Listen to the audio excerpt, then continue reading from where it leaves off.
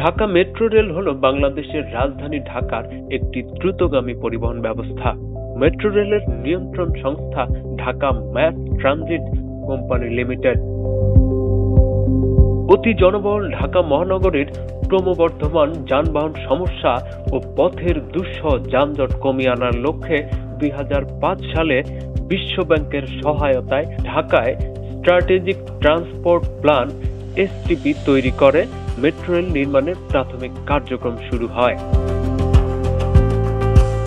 2012 সালের 18 ডিসেম্বর বাংলাদেশ সরকারের অন্যতম অগ্রাধিকার Dhaka mass rapid transit development project তথা মেট্রো রেল প্রকল্প জাতীয় অর্থনৈতিক পরিষদের নির্বাহী কমিটিতে অনুমোদন লাভ করে।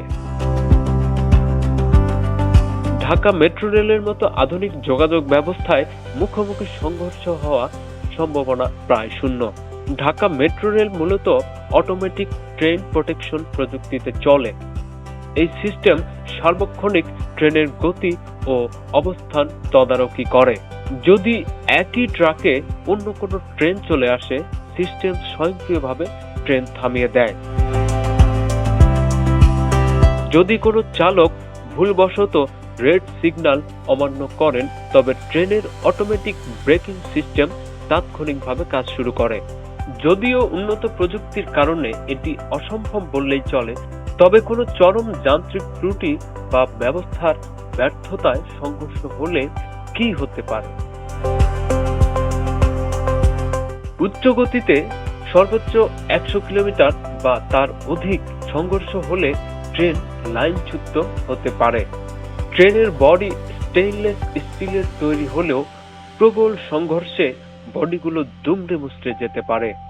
মেক্সিকোর মতো শহরে অতীতে সিগন্যাল বিভ্রাটে মেট্রো রেল সংঘর্ষে প্রাণহানি ও বহু মানুষ আহত হওয়ার নজির রয়েছে।